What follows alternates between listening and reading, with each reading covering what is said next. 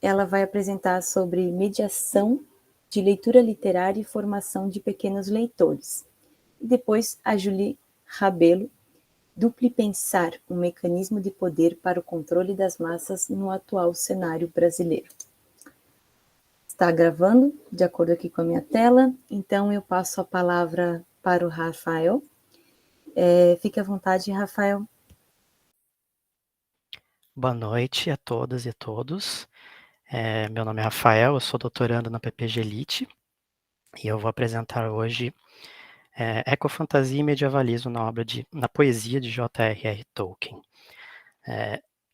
Essa, na verdade, é um recorte da minha tese de doutorado que eu estou pesquisando nesse momento. Eu estou trabalhando com a poesia do Tolkien de modo geral, então eu trouxe um pedacinho dessa análise para vocês aqui, que eu acho que casava muito bem com a ideia do evento, que por sinal está maravilhoso.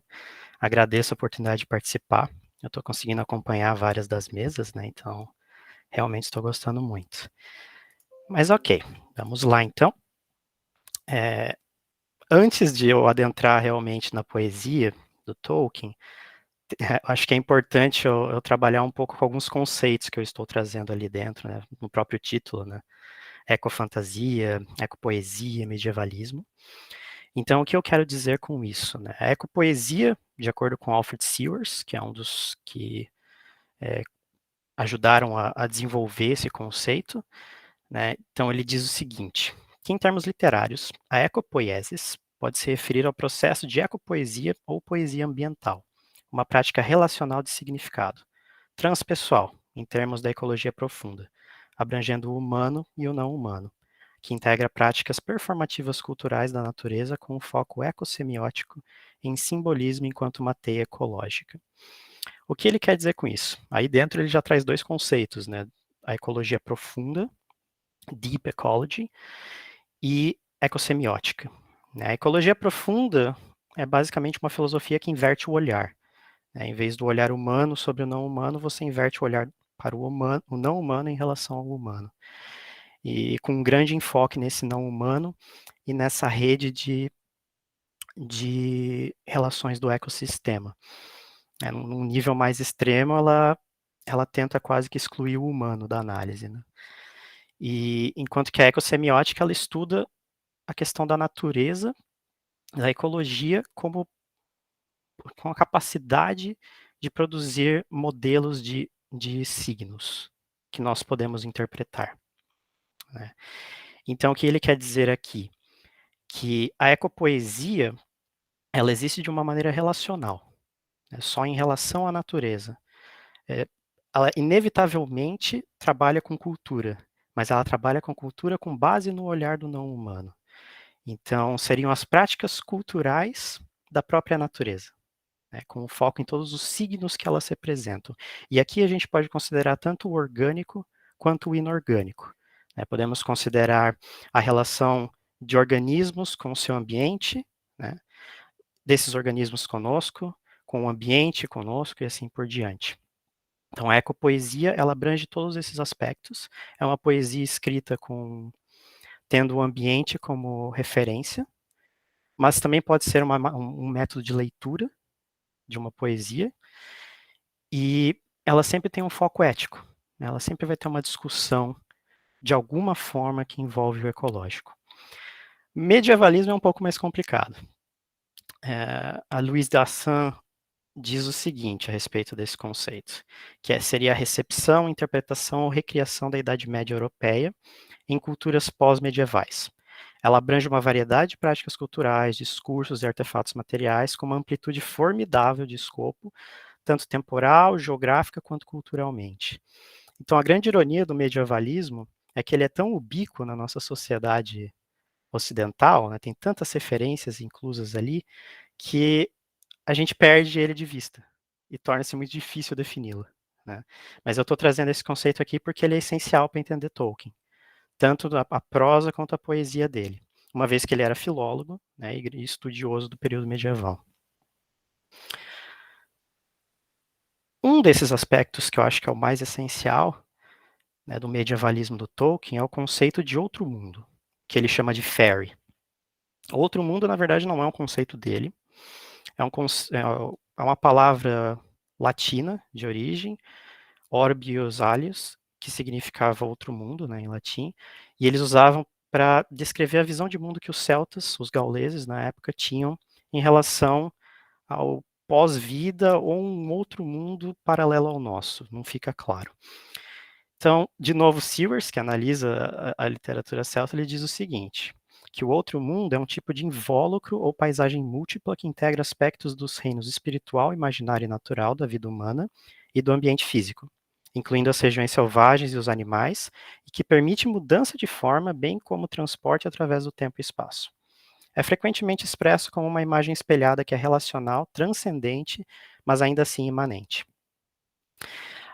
Marie-Louise Siosted vai dizer também que uma discussão do mundo mitológico dos celtas encontra de uma só vez uma dificuldade peculiar, a saber, que quando se busca abordá-lo, você descobre que já está dentro dele. Nós estamos acostumados a distinguir o sobrenatural do natural.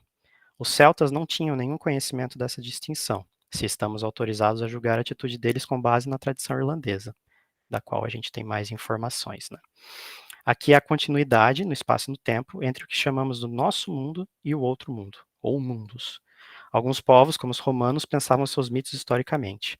Os irlandeses pensavam sua história mitologicamente, e desse modo também sua geografia. Então, esse outro mundo é o local onde você encontra outros não humanos que são próximos aos humanos, que a gente comumente chama de fadas, né? Os Aeschi, irlandeses, os Tylwyth-Teg, galeses e assim por diante, as nossas fadas, né, seriam habitantes desse outro mundo, e ele incluiria uma versão intensificada da natureza. Nós estamos muito acostumados a interiorizar a natureza na nossa sociedade, né, então nós buscamos plantas para colocar dentro de casa, né, pets para trazer para dentro de casa, essa coisa de trazer para dentro da nossa sociedade. Naquele período, nas sociedades irlandesas, galesas, celtas em geral, a visão era diferente. Você exteriorizava a sua casa, né? Exteriorizava a sua sociedade para o natural. E o outro mundo é fruto desse tipo de visão de mundo. E aqui entra a questão do próprio Tolkien, né? Ele, num ensaio chamado Sobre Histórias de Fadas, ele vai definir certos conceitos relacionados à fantasia e fairy, esse conceito que ele usa com essa grafia em particular, e ele vai dizer o seguinte: o que é uma história de fadas? Nesse caso, recorrer ao Oxford English Dictionary é em vão. Ele não contém nenhuma referência à combinação história de fadas e é inútil quanto ao tema das fadas em geral. No suplemento, Contos de Fadas está registrado desde o ano de 1750 e se diz que sua acepção principal é a. Um conto sobre fadas, ou geralmente uma lenda sobre fadas, com acepções ampliadas. B. Uma história irreal ou incrível. E C. Uma falsidade. A definição do lexicógrafo para fadas é seres sobrenaturais de tamanho diminuto. Na crença popular, considera-se que são possuidores de poderes mágicos e donos de grande influência para o bem ou para o mal sobre os assuntos do homem. Sobrenatural é uma palavra perigosa e difícil em qualquer de seus sentidos, mais amplos ou mais estritos. Mas as fadas, ela mal pode ser aplicada, a menos que sobre seja tomado meramente como um prefixo superlativo. Pois é o homem que é, em contraste com as fadas, sobrenatural, e frequentemente de estatura diminuta, enquanto elas são naturais, muito mais naturais do que ele. Tal é sua sina. A estrada para a terra das fadas não é a estrada para o paraíso, nem mesmo a para o inferno, acredito eu, embora alguns tenham sustentado que ela possa levar para lá indiretamente por meio do dízimo do diabo. Então, o que ele está fazendo aqui? Ele está jogando um pouco com a ideia da própria palavra sobrenatural, né? Que a gente muitas vezes aplica a conceitos que, na verdade, são muito mais naturais do que nós mesmos. E ele está nos convidando para a própria visão que ele vai trazer na obra dele.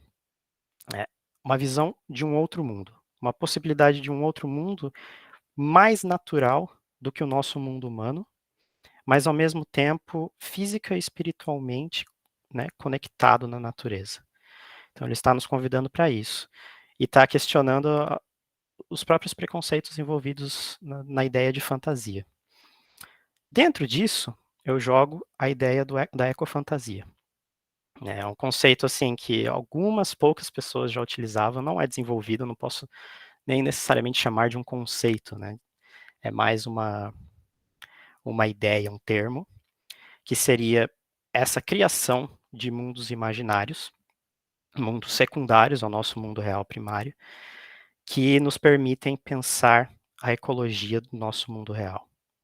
Então, eles trazem uma ecologia fantástica, imaginária, mas que espelha a nossa, é paralela ao nosso mundo real. Então, é dentro disso que eu vou discutir, no caso, a ideia do Tolkien. Eu trouxe um poema apenas hoje por questão de tempo, né? Não tinha como eu trazer vários, apesar de terem vários que eu poderia analisar aqui. Eu escolhi em particular The Sea Bell, que está numa coletânea chamada As Aventuras de Tom Bombadil.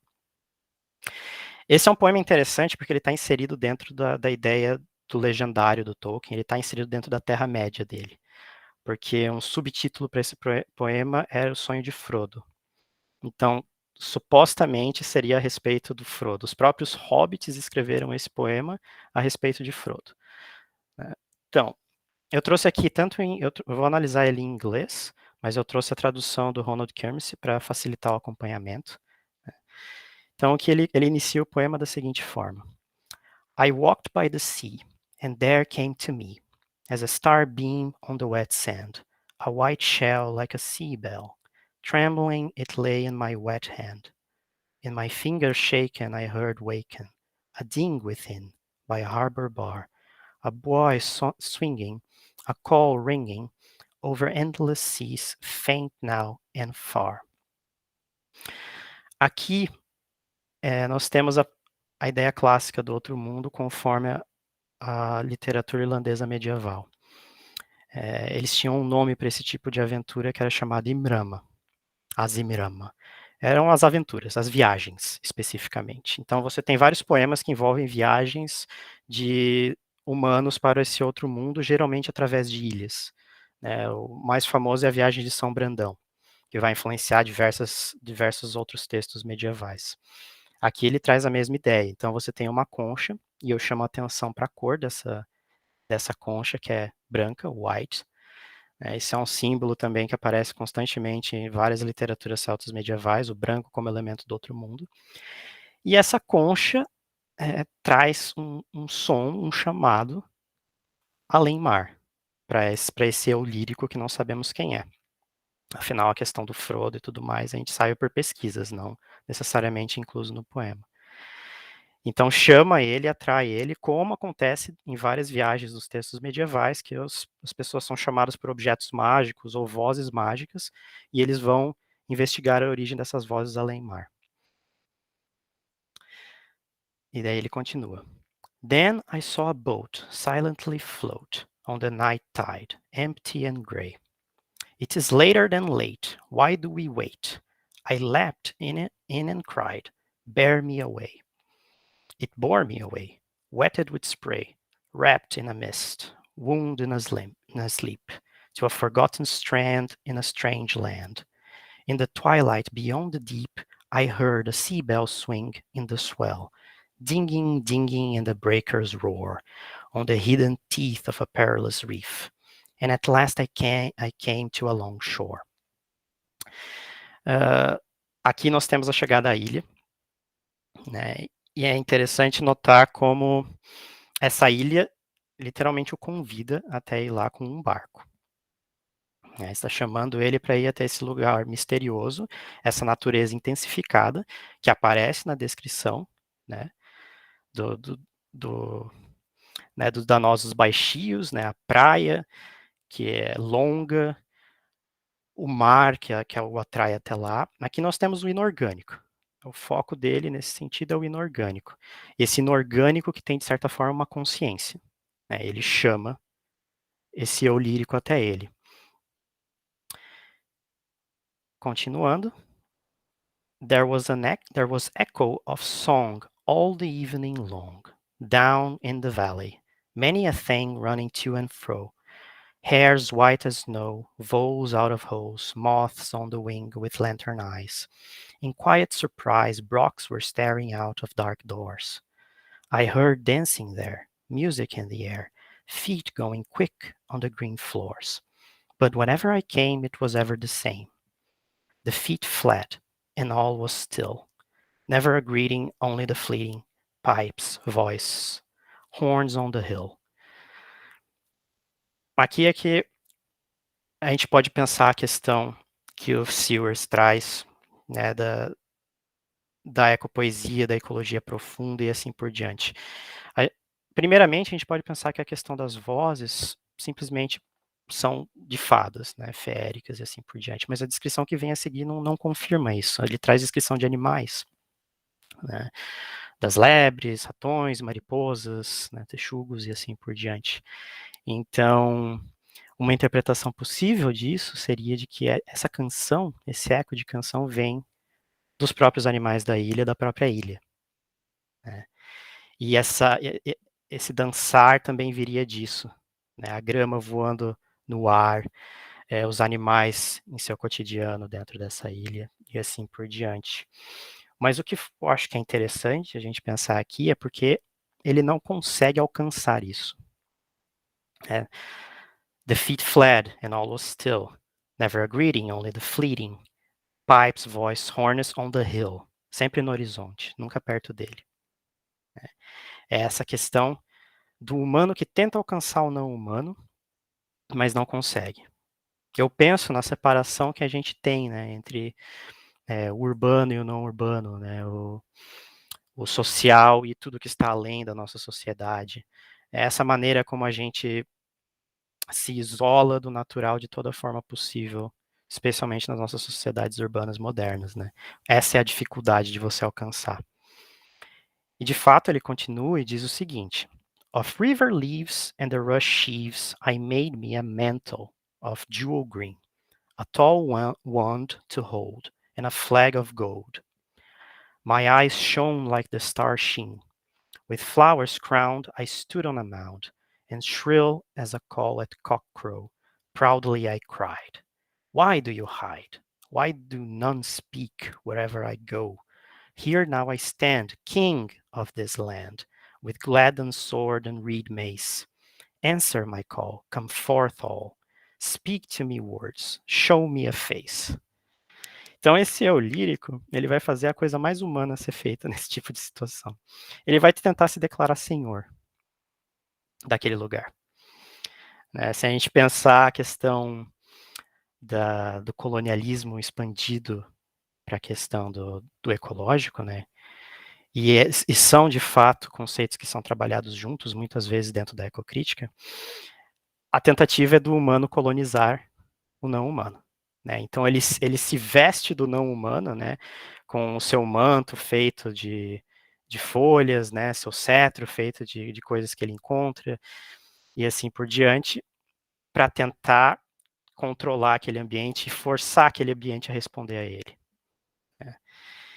E isso já começa a trazer certo elemento, né? Antes você tem um locus a menos. Até esse momento você tem um locus a menos. Essa ilha o atraiu até ali, chamou até ali, mas agora esse tipo de atitude dele gera um resultado. Black came a cloud as a night shroud. Like a dark mole groping I went, to the ground falling, on my hands crawling, with eyes blind and my back bent. I crept to a wood, silently it stood, in its dead leaves, bare were its boughs. There must I sit, wondering in wit, while owls snored in their hollow house. For a year and a day there must I stay. Beetles were tapping in the rotten trees. Spiders were weaving in the mold heaving. Puffballs loomed about my knees. A tentativa de colonizar dele, né, desse eu lírico humano tentando colonizar o não humano, gera uma resposta. Aqui a gente pode pensar numa ideia da pathetic fallacy, né, a falácia patética, que o natural reage, né, aos sentimentos do humano. E esse não humano, né, ele se retira, esse locus a menos se retira e se torna um locus horrendus. Né? Então ele traz tudo aquilo que o humano teme no natural. Então ele vai trazer animais que o humano teme, né? Organismos que o humano teme. A aranha, a coruja, os besouros, né, que ficam nas árvores apodrecidas. Então, modifica totalmente a relação dele com esse ambiente.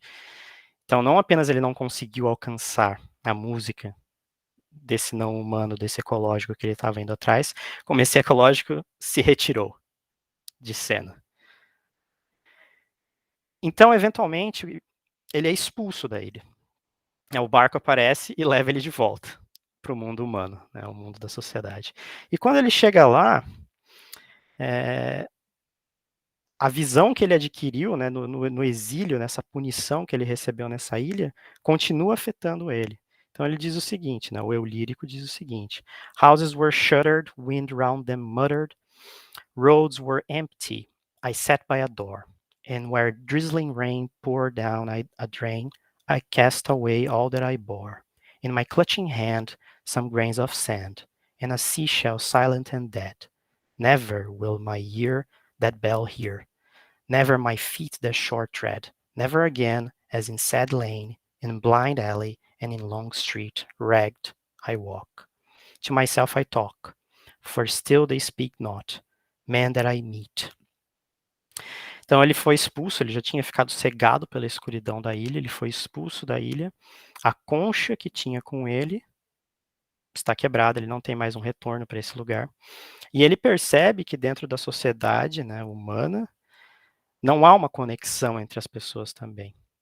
Ele continua falando sozinho, talvez em auto-isolamento, né, que continua a ocorrer, talvez no sentido de uma interpretação da desconexão do ser humano com não só com o não humano, mas entre si, né, desconexão do humano que não se enxerga como parte do ecossistema, se enxerga fora, com o direito de dominá-lo, né, e ele encontra várias outras pessoas com essa mesma visão de mundo, que agora entra em choque com a dele, que agora ele já se tornou autoconsciente dessa relação, né, digamos que seu olhar modificou-se para o olhar do não humano, né, deslocou-se do humano para o não humano, e agora ele passa a olhar a sociedade dele de modo diferente. Claro, né, isso seria a minha interpretação. Então, o que eu trago com isso? Né? Tem vários poemas do Tolkien que lidam com essa questão, especialmente da perda, e ele utiliza-se muito do outro mundo nesse sentido. Eu acho que, se a gente pensar atualmente, né, nesse tempo de distopia, de desgoverno, né, em que o nosso meio ambiente está sendo destruído e isso se torna uma realidade cada vez mais próxima da gente, né, um locus horrendus das nossas próprias mãos, eu acho que esse tipo de poesia, essa ecopoesia que o Tolkien traz é de grande relevância para a gente, especialmente se a gente pensar também o conceito de fantasia junto a ela, né, que tem uma bad rap. Nós, quando pensamos em fantasia, a gente não pensa em seu sentido original, né, como imaginação, imaginário, potencial de se criar coisas com a imaginação. Nós pensamos mais no sentido de ilusão, né, do irreal, até a desilusão. E eu acho que agora é um momento em que a fantasia é de grande importância para a gente, porque ela permite que a gente, através da exploração de mundos, né, imaginários que são secundários ao nosso mundo real, ela nos permite reconsiderar certas coisas do nosso mundo. De uma maneira que, às vezes, com a gente pisando nele, a gente não percebe.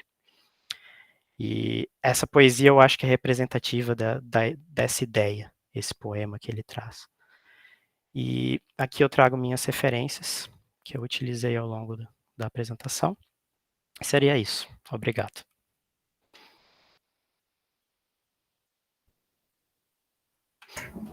Obrigada, Rafael. A gente está deixando as perguntas e comentários ao final, então peço que passem ao final.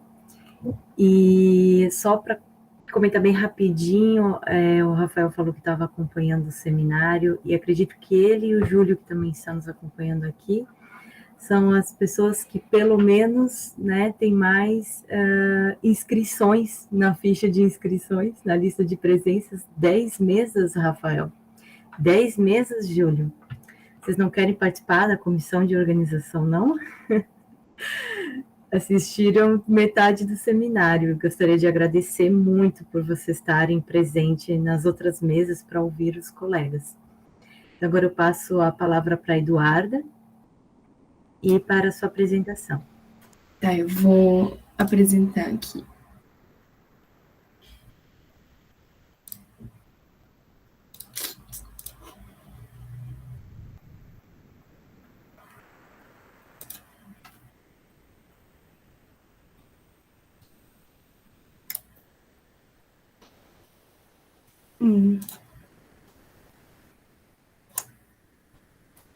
Se eu coloco em tela cheia, eu não consigo ver mais vocês. Eu acho que eu vou deixar assim. Será que vocês conseguem ver?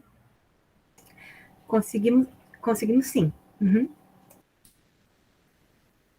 Então, eu sou Eduarda e eu vou apresentar o trabalho intitulado Mediação de Leitura Literária e Formação de Pequenos Leitores, 0 a 3 anos, considerações sobre as implicações da censura na literatura infantil brasileira. Esse trabalho ele é fruto de uma pesquisa de iniciação científica que foi orientado pela doutora Carolina Machado, que é professora do NDI, o Núcleo de Educação Infantil da UFSC. Núcleo de Desenvolvimento Infantil da UFSC, desculpa. Bom, o contexto em que esse trabalho se deu foi a partir de uma bolsa que foi concedida de junho a agosto desse ano, agora que passou, e só que ele já estava articulado, já estava acontecendo a partir de outra pesquisa que está vigente desde 2020, que se intitula Mediação de Leitura Literária e Formação de Pequenos Leitores, e essa pesquisa é vinculada ao Grupo de Estudos e Pesquisas Infância, Literatura e Educação, GPLET. O objetivo da nossa pesquisa foi, para contextualizar vocês, antes de eu entrar nas análises, foi investigar a relação entre literatura e infância, pensando a formação estética e literária de crianças pequenas. E quando eu trago esse termo crianças pequenas ou primeira infância, eu sempre vou estar me referindo aos 0 a 3 anos. A gente deu ênfase, então, na pesquisa do PIBIC, há um estudo sobre as implicações da censura na literatura infantil brasileira para a formação desses pequenos leitores, né? Então, dentro desse recorte do 0 a 3 anos. Então, a gente buscou pensar algumas questões, assim, né? Por exemplo, quais os interditos impostos à literatura para a infância, né? E como e por qual motivo apresentar aos pequenos os considerados temas difíceis, temas fraturantes. Esses são dois termos que aparecem bastante quando a gente vai falar de literatura para a infância. E com eles eu quero me referir aos temas que são tabus, né? Então, vamos lá, morte, pobreza, sexualidade, questões de classe, questões étnico-raciais, de gênero, e assim vai, tudo que é tabu e que geralmente é censurado, principalmente a essa pequena infância, né? Enfim, daí a gente buscou analisar como essas questões têm aparecido num conjunto de pesquisas que a gente selecionou para a investigação. As nossas buscas se deram a partir de buscas na BDTD, na Biblioteca Brasileira Digital de Teses e Dissertações, e a gente elencou trabalhos que fossem no período de 2009 até 2019. Esse período ele também coincide com a promulgação das diretrizes curriculares nacionais para a educação infantil, né? Foi quando, enfim, as diretrizes específicas para a educação infantil foram aplicadas. Então, para a gente selecionar as pesquisas, nós elegemos metadados ali de busca sobre os eixos, os assuntos que a gente pretendia encontrar, e para fazer uma seleção por faixa etária, porque a gente queria trabalhos que falassem sobre o 0 a 3, né? Nós cruzamos com metadados que pudessem fazer uma seleção por faixa etária mesmo. Então, aqui tem os termos que nós usamos, né, de assunto. A gente tem mediação de leitura literária, literatura infantil, formação do leitor, livro infantil e censura. Eram os assuntos que a gente pretendia buscar. E aí, para tentar fazer uma busca mais refinada do 0 a 3, a gente cruzou cada um desses termos com os termos de faixa etária. Então, educação infantil, bebês, creches e 0 a 3 anos foram alguns que a gente elencou ali para fazer esse recorte. Então, a gente pegava cada um desses, né, e cruzava com cada um desses. Nós encontramos 758 trabalhos ao total, muitos.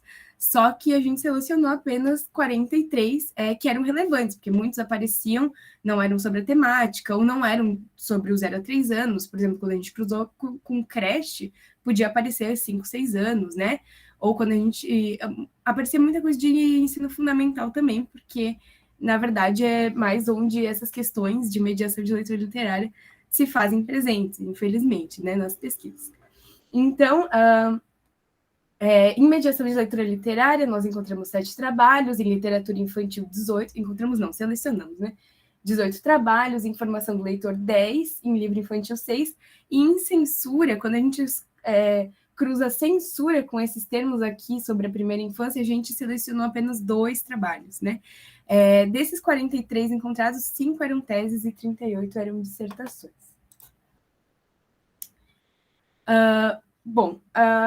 Já de cara a gente consegue fazer um mapeamento, né, dessas pesquisas, assim, por exemplo, a gente notou um crescimento bem considerável, assim, a partir de 2017, dentro desse período analisado, né, então há um salto aqui, e aqui não dá de ver porque a tela está pequena, mas esse dado aqui é muito interessante, porque 77% dos trabalhos foram encontrados são de programas de pós-graduação de educação, o que já era esperado, porque fala de infância, de primeira infância, né? Porém, um dado um pouco mais chocante, pelo menos para mim, porque eu não mencionei, mas eu sou aluna formanda de letras, português, é que apenas 2,3% desses trabalhos fazem parte de programas de pós-graduação de literatura, sendo que todos os trabalhos têm um recorte específico de literatura, né? E poucos deles estão presentes dentro de programas de pós-graduação de literatura a nível Brasil, assim, né?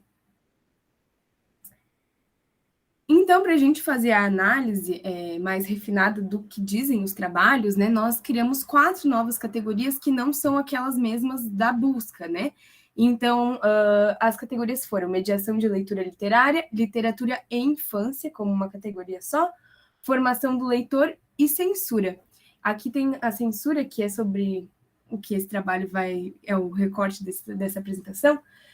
Nós conseguimos realocar, vindo de outras categorias, mais trabalhos para a categoria censura, porque analisando o interior do trabalho, a gente conseguia perceber que, por mais que não era a temática central, ou que não aparecia lá quando a gente procurava pelo termo censura, eles faziam sentido para serem analisados dentro da temática censura, e é sobre esses trabalhos específicos que eu vou falar aqui para vocês.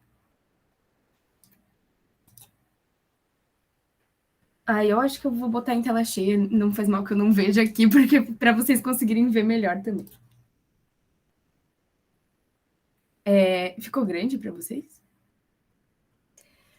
Ainda não conseguimos ver, mas... Peraí, é porque aparece uma nova janela para mim quando eu coloco tela cheia, sabe? Não sei se alguém sabe o que... Mas tudo bem, então eu leio. Enfim, aqui estão os 6 trabalhos, né, que foram realocados para essa categoria a posteriori censura, né, e aqui os eixos originários delas. Então, aqui em cima nós temos os 2 trabalhos que são da categoria censura originalmente, dentro da busca, né, encontrados em censura. 2 vieram do eixo de mediação de leitura literária e vieram em censura para serem analisados. Um veio de literatura infantil e um de livro infantil.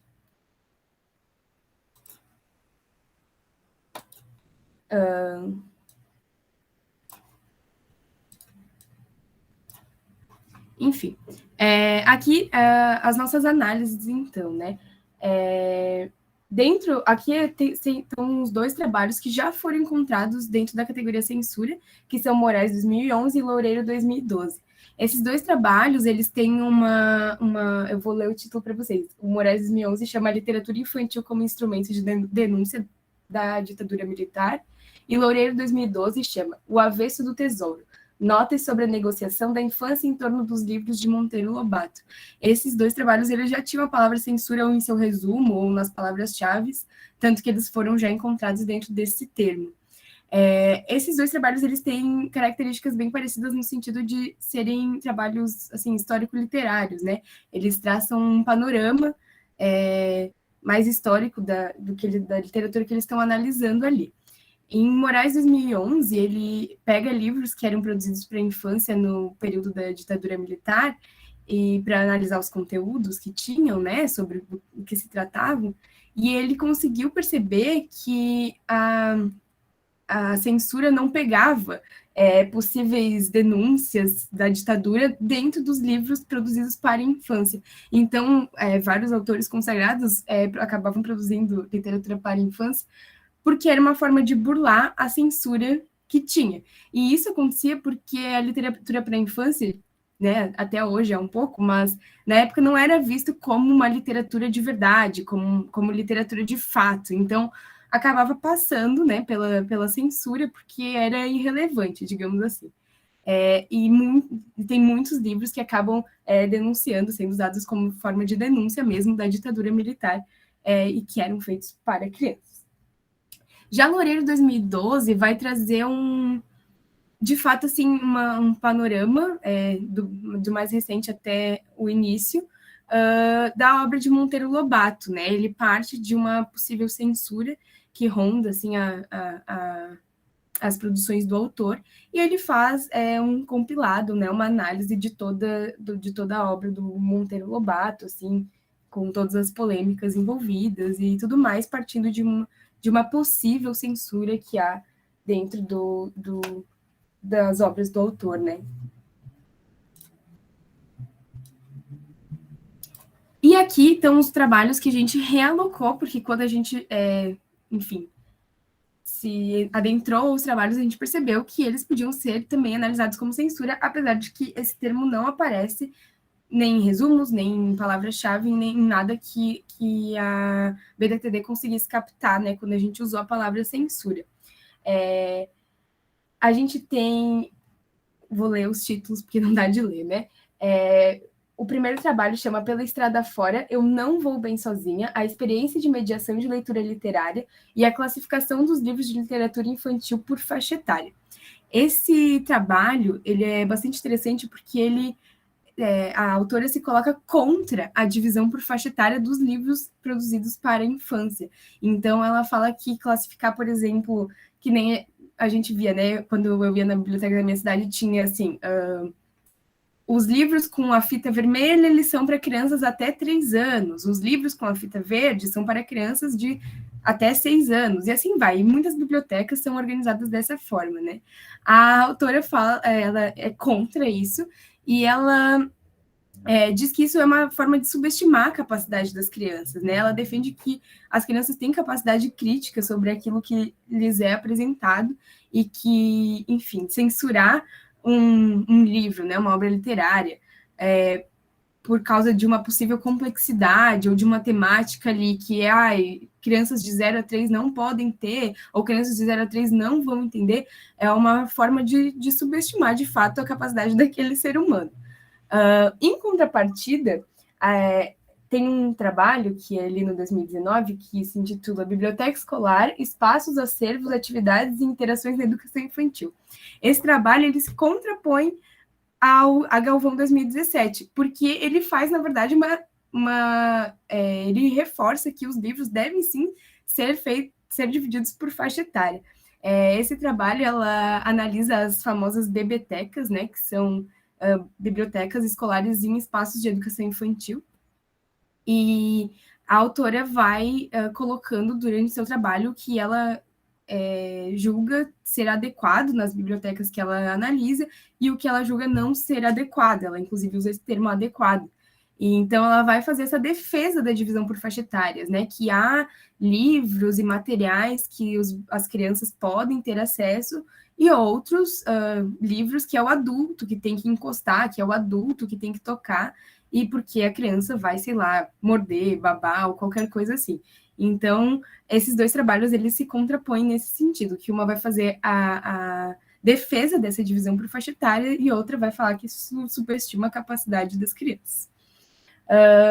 Já o trabalho Literatura Infantil e o Politicamente Correto, Dimensões Éticas, Estéticas e Mercadológicas, e também o trabalho O Homoerotismo na Literatura Infantil, Análise e Reflexões sobre a História Não Contada na Hora do Conto, são dois trabalhos muito parecidos no sentido de que eles investigam a moral que ronda as produções para a infância, né?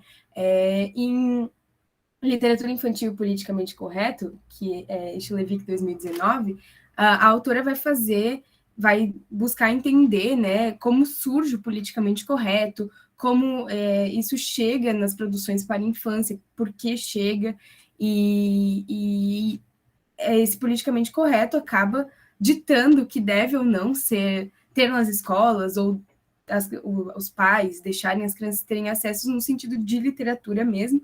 E então a autora coloca que uma pessoa, um compilado de pessoas ali com determinados interesses vão decidir o que é certo e o que é errado, e isso vai atingir toda a produção para a infância, vai atingir, enfim, um mercado editorial, né, que também comanda bastante essas questões.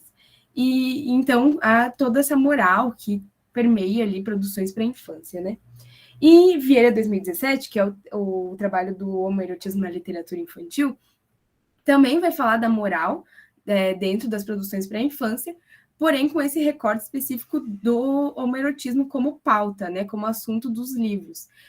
Então, esse autor vai buscar analisar. Primeiro, na verdade, ele tenta encontrar livros que tratam da temática produzidos para 0 a 3 anos, especificamente, né? E os poucos que ele encontra, já dando esse spoiler ali dos resultados dele, os poucos que ele encontra, ele vai analisar como a temática aparece, né? E os resultados dele, na verdade, é que essa temática aparece de forma estereotipada, aparece de forma camuflada dentro de outros assuntos, quando aparece, né? Que são pouquíssimas vezes. Então, esses foram os 6 trabalhos que a gente realocou para a categoria censura, os outros não passam por essa temática de nenhuma forma. Então, a gente parte do entendimento que a criança é um sujeito ativo e crítico nas relações que estabelece com a cultura, como nos aponta Pino, 2005. E que a literatura é parte importante da formação e humanização dos sujeitos, texto clássico do Cândido, né? E a gente traz isso para a pequena infância também. Enfatizamos, portanto, o papel fundamental do mediador quando temos como objetivo aproximar a leitura literária às crianças e bebês, e aqui uma citação do Pino, né? Se o bebê humano nasce totalmente desprovido dos meios simbólicos para ingressar no mundo da cultura, parece razoável pensar que ele só poderá ingressar no mundo da cultura por intermédio da mediação do outro, inserir nas relações humanas e práticas sociais. Então, esse outro sendo o mediador, né? Esse outro, em letra maiúscula, é um termo de Vygotsky. Deste modo, pensar uma formação inicial e continuada de professores e políticas de formação de leitores que enfatizem as possibilidades de experiências estéticas literárias infantis se fazem urgentes e necessárias. Então, pensar a formação dos mediadores, né, que é quem vai se encarregar de levar a literatura às crianças, né, na escola, principalmente. Bom, então algumas questões que a gente segue pensando, né? Devemos impedir a experiência de bebês e crianças pequenas com determinadas obras literárias? Quais as implicações subjacentes em censurar a literatura? Quais as implicações em pensar a mediação literária dessas obras, ou seja, em pensar em como fazer determinados assuntos chegarem a crianças tão pequenas? E aqui no como, a gente reforça o papel fundamental do mediador, né? Que é quem vai fazer essa ponte, esse elo. Bom, para concluir, há uma escassez de pesquisas que tematizam essa questão, né, que é a censura específica na literatura para a infância, em especial a pequena infância, então foram apenas 6 dissertações selecionadas, e essa escassez reafirma a pertinência dessa temática e a necessidade de seguir refletindo sobre ele, algo que a gente vai buscar a partir da ampliação dessa pesquisa, porque ela segue acontecendo, ela já seguia antes da Bolsa, né, e ela vai se estender em mais 2 capítulos, um para pensar as relações entre os processos de mediação de leitura literária e a formação dos pequenos leitores, então um capítulo somente para pensar a mediação, E um outro é que vai pensar os aspectos da constituição de uma literatura infantil brasileira. Então, o que constitui essas produções para a infância? Bom, as referências do nosso trabalho inteiro, não só da apresentação. E é isso.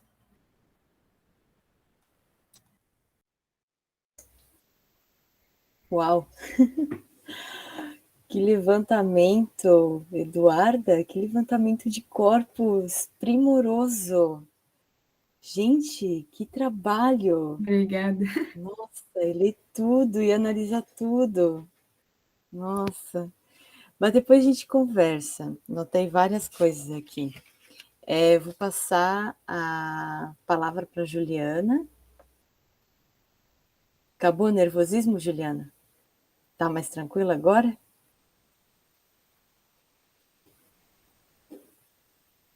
Ixi, acho que ela... Juliana, você nos escuta?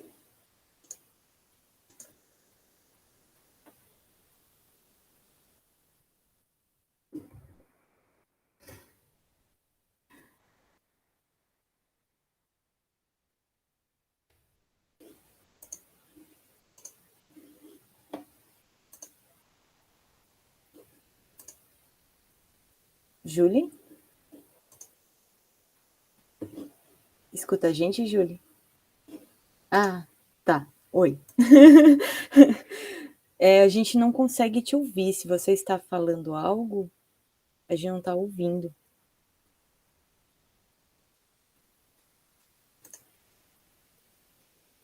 Tá. Eu sugiro você sair da sala e entrar de novo, então. Porque antes estava dando certo, né? Isso. Tá. Problemas tecnológicos.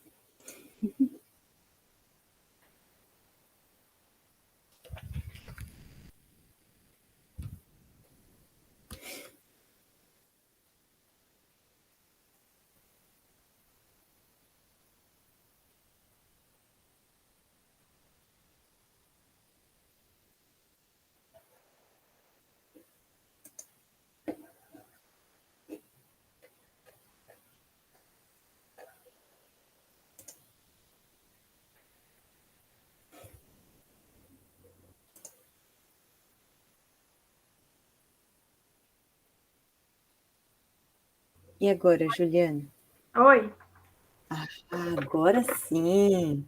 Agora sim, Ah, né? mulher, tu me assustou. Eu também. Assustasse a gente aqui. Por Não, isso que eu mas tá pedi. dando para ouvir sim. Por isso que eu já pedi para ficar por último, porque eu achei que ia tá tudo bugado aqui. Mas podemos começar. Como é que eu faço para compartilhar a tela? Aqui. Tem uma setinha ali embaixo, vai apresentar agora uma guia, e aí você vai, tipo, aparecer um quadrado, você clica no quadrado, seleciona e compartilha. Aí a gente vê o que você vê no teu computador, tá? Entendi. Não, peraí. Deixa eu ver se eu consigo fazer outra coisa. Deixa eu ver se a tela inteira. Vamos ver se é isso.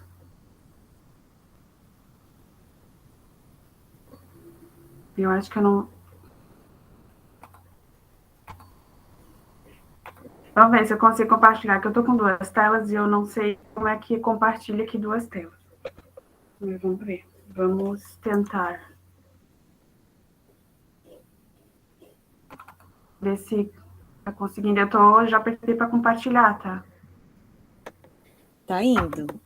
Calma que vai aparecer. Apareceu. Mas tá bem pequeno. Se dá para aumentar aí. Entendi.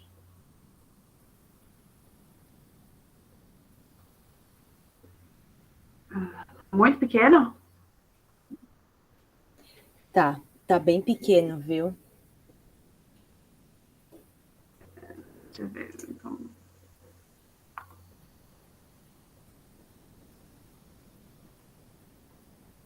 E agora? Menor ainda, né? A gente não tá vendo nada agora. Tu tem que clicar no quadradinho para poder compartilhar. Por isso que eu já quis ficar por último, que aí eu não atrapalho ninguém. Só a mim mesma.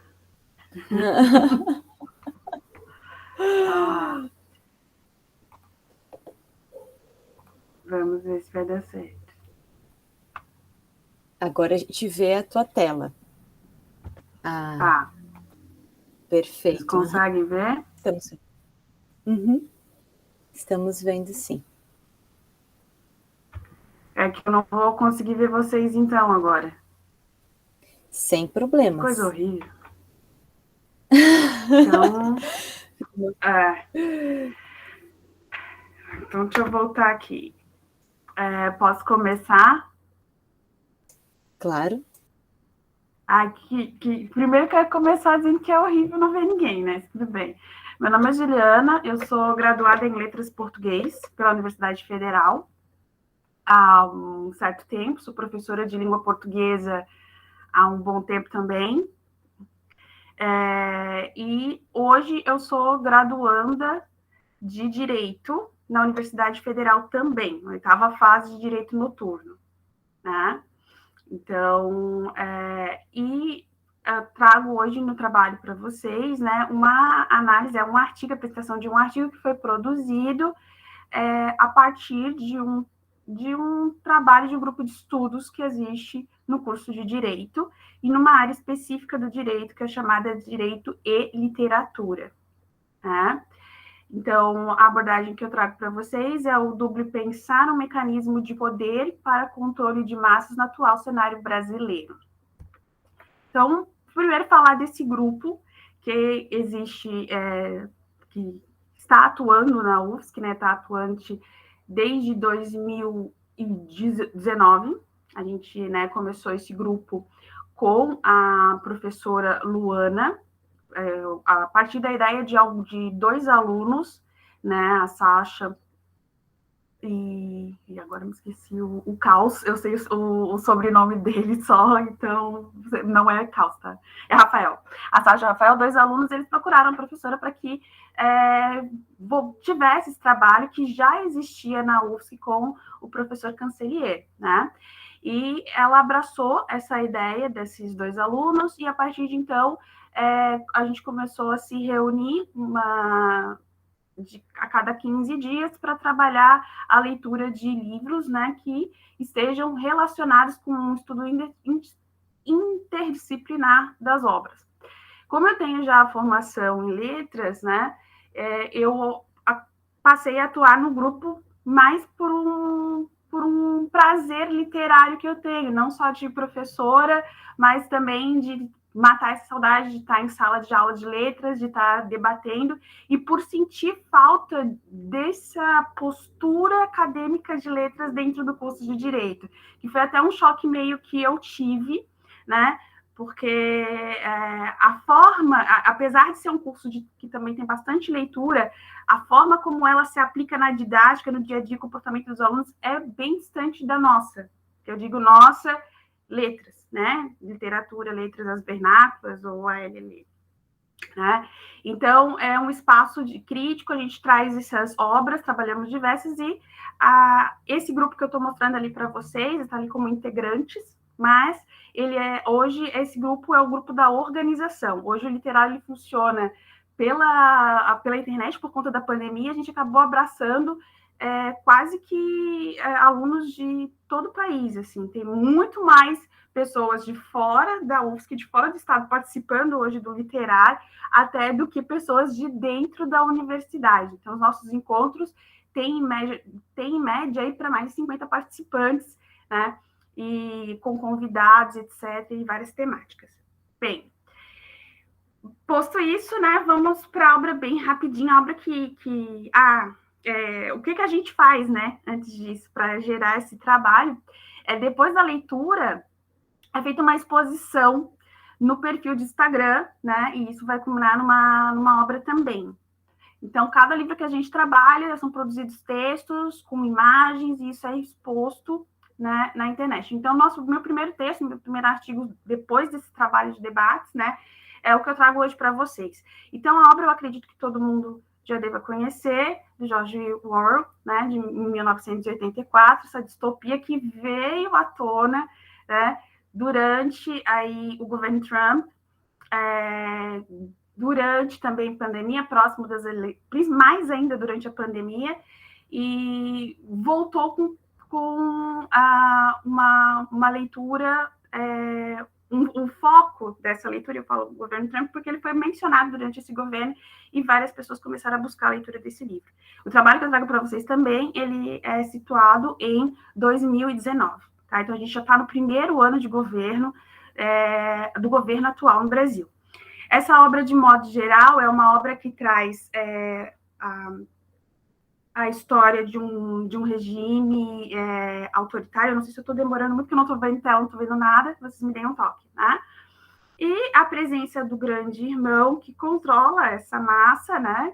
E a partir do momento que a personagem principal, ela vive nessa realidade de controle e ela desperta, né, dessa realidade através de um encontro com uma outra personagem, uma jovem, e ele passa a ter um olhar mais crítico e lutar contra essa realidade, né? Vou passar mais rapidinho. Então, o paralelo que a gente vai trazer aqui é a relação em estudar e pensar como que os regimes autoritários... e aqui, o Orwell não tem uma clara representação, apesar do contexto, a gente sabe, mas não existe aqui exatamente um tipo de governo específico de que ele está falando. A história, ela se passa em 1984, porém, existe nessa história meio que nada muito específico, né? Nem tanto o narrador ou a personagem, então dá a oportunidade de diferentes tipos de governo serem colocados ali. Você vai ver gente de esquerda e gente de direita usando essa obra para se posicionar nesse sentido, porque ela abre esse espaço, tá? Então, o paralelo que a gente vai traçar aqui, né, no primeiro momento, é a neutralidade também desse Big Brother, desse rosto, desse sujeito comum que vem à tona e que vem ao poder, né? Porque as pessoas acabam se identificando com ele por ele ser genérico e comum. E ele está sempre vigiando. E essa questão de ser genérico e comum também abre para que todos estejam se vigiando, né? Então, o Big Brother e até essa realidade de autocontrole também é percebida na realidade de hoje. Então, ela não é uma personagem como as demais de carne e osso, ele é só um signo, ele é só uma representação de uma ideologia nessa personagem. E aí, esse paralelo a gente vai trazer, eu trago mais tarde, com o que vem à tona no poder, que está no poder hoje, né? Então, o foco do trabalho o foco do trabalho será especificamente o duplo pensar, que é um conceito, né, algo trabalhado dentro da obra pelo Orwell, em que há uma forma de controle do discurso, um controle da fala, tem a nova língua, né, o duplo pensar. E eles vão, de certa forma, controlando o discurso e controlando a fala e a escrita, vão reduzindo, as obras são controladas, a produção, tem os ministérios, o Ministério da Verdade, e entre outros, que vão, de certa forma, através do controle do discurso, chegar ao controle do pensamento, bem de forma genérica. E aí, no trabalho, traz esse paralelo com autores, né? Tanto autores da hermenêutica do direito, quanto autores da linguística e da comunicação, para que a gente consiga perceber esses conceitos já de um governo autoritário e de discurso poder presentes na obra de Orwell e também, consequentemente, perceber que isso se encaixa em governos autoritários, não só o brasileiro, mas especificamente o que está acontecendo na nossa atualidade, que é a disseminação de fake news, a disseminação de conceitos que se contrapõem. Então, por exemplo, no Dube Pensar, ele vai dizer que liberdade é prisão, digamos assim, nesse sentido. E hoje, os conceitos, tanto as fake news quanto os conceitos, eles são colocados de forma divergente, né? Um choque que você... E são esgotados ao ponto, no Dube Pensar da mesma forma, são esgotados ao ponto que perde o sentido. É como se a linguagem, né, fosse uma via por onde passa o pensamento, e o Dube Pensar, esse mecanismo de esgotamento de conceitos, fizesse com que esse uso meio que perdido, né, truncasse essa via, a ponto de que abrisse um solo fértil para um novo conceito. E quem vai impor esse novo conceito é aquele grupo que está no poder. Eu não sei se eu estou me fazendo entender, depois você pode me xingar, perguntar, sei lá. Então, o conceito de discurso e de poder vem nesse sentido, né? Quem é essa elite dominante, que também aparece no Bourdieu, né? Esse grupo dominante, existe uma certa uma tentativa de retirar esse grupo dominante para que outro seja colocado e que crie novas ideias. A prova disso seria o próprio fato de dizer que o grupo tal tem ideologia. Nós somos contra a ideologia, mas o que nós estamos fazendo nada mais é do que ideologia. Ou, mais precisamente, mexer nos livros didáticos. O livro didático é uma leitura obrigatória. Então, a partir do momento em que eu vou lá e aponto que existe ideologia, nós somos contra a ideologia, e vai lá e insere uma nova construção cheia de ideologia, mas já se esgota tanto a ideia e o conceito do que é ideológico, as pessoas ficam tão perdidas, elas já não sabem mais o que é ideologia. Tá? Então, esse campo do pós-verdade, das fake news, ele abre para esse mecanismo de controle, ele dá margem para esse mecanismo de controle.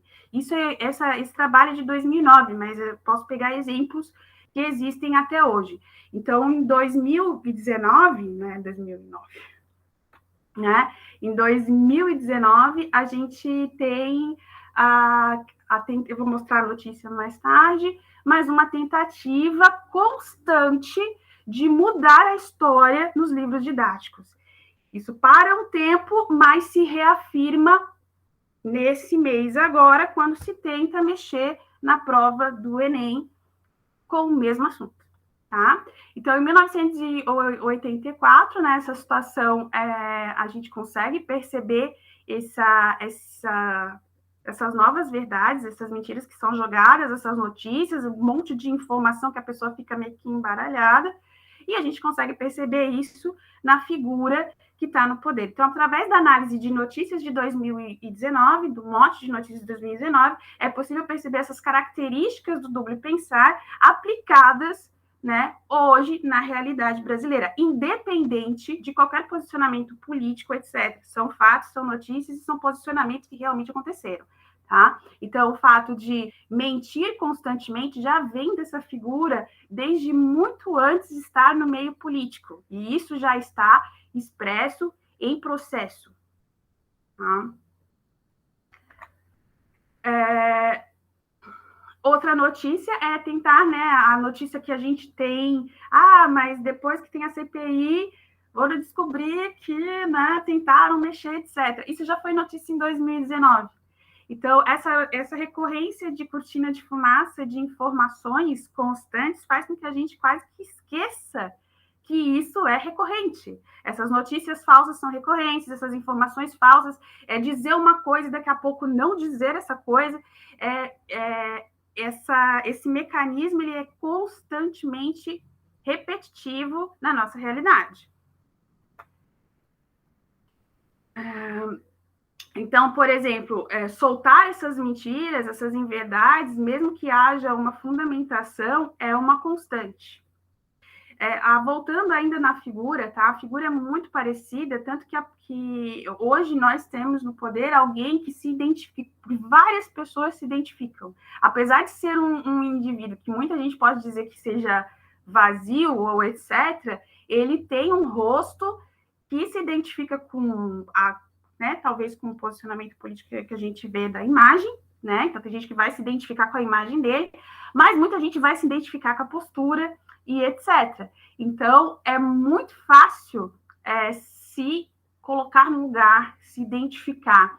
E é muito difícil também perceber as reais intenções dessa figura, né? A gente não sabe se as atitudes que essa figura tem, elas são genuínas, únicas e próprias, ou se existe, né, um ideal por trás. Alguém, né, uma elite pensante por trás disso. A gente também não consegue identificar tal qual existe no livro. Então, a notícia que eu trago para vocês lá de 2019, né, essa tentativa de mexer na história do Brasil, especificamente quanto à ditadura, né? O fato de ela ter existido ou não. E, ao mesmo tempo que um governo, né, que tem majoritariamente uma presença de militares, ele tenta mexer numa parte da história que está relacionada com militares, eles apontam como maior motivo para isso a ideologia. Então, os conceitos se chocam constantemente. A gente não consegue mais identificar, de modo geral, a gente que eu falo a população, não consegue identificar o que é ideológico e o que não é, nesse sentido de confusão de informações. Então, voltando a essa questão, por que seria um mecanismo de controle? A partir do momento que os livros didáticos, né, são livros de leitura obrigatória. Você vai entrar na escola, você vai ter que ler para cursar, vai fazer parte de um currículo, quer queira, quer não. Então, não há uma preocupação focada em outros tipos de obras, de outros tipos de livros, apesar de que os regimes autoritários, em sua maioria nas histórias políticas, eles atacam as produções literárias, atacam o que está construído, né? Disseminam o que já existe para criar uma nova verdade, uma nova realidade, e essa realidade, essa construção essas novas construções de conceito, elas se pautam em cima, estão banhadas de uma nova ideologia, que é a ideologia dessa classe dominante. Por que vai atacar essa elite? Por que ataca uma elite cultural, né? Grupos de artistas ou etc. Porque é necessário atacar essa elite para a construção de uma nova elite pensante, né? De uma nova ideia, para que isso possa se construir, para que as pessoas, né? Para que haja, de fato, um controle de discurso. Então, eu não sei se eu falei demais, mas de fato era isso. Então, as fake news, e esse mecanismo que eu falo para vocês da fake news, por último exemplo, ele não é de um único lado político. A tendência é que mais à frente, esse mecanismo, as próximas eleições, etc., talvez seja algo dominante nesse sentido. Por quê? Na última semana, basicamente isso, nós tivemos nesta última semana duas fake news que mobilizaram muito o nosso cenário político, que foi a morte do Coronel Siqueira, acho que é esse, esqueci o nome dele, né? Que até agora a gente não consegue identificar se foi morte ou não. Então, houve uma entrevista de uma, né, da esposa da pessoa que tinha esse perfil fake, mas outra pessoa já se posicionou dizendo que é esse perfil, houve uma invasão ou não houve invasão desse perfil, e já se indica que talvez essa notícia não seja real, mas foi veiculada por vários jornais, né? Pelo canal aberto, como se isso fosse uma realidade. Fora isso, nós tivemos o caso da mulher que foi presa, né? Eu ia falar bonitinha, mas ordinária, porque me faz lembrar, né? A noivinha do Aristides.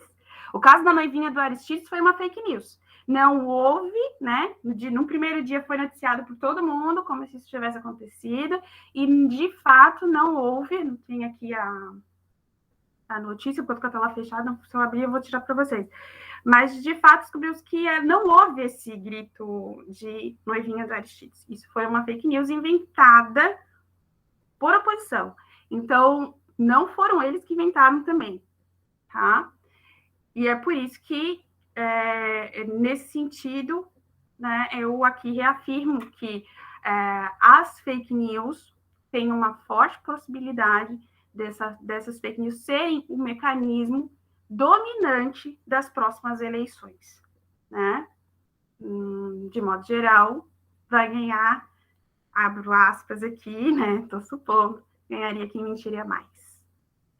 Então, era isso. Não sei se vocês estão me ouvindo, eu estou falando sozinha, gente. Sim, estamos.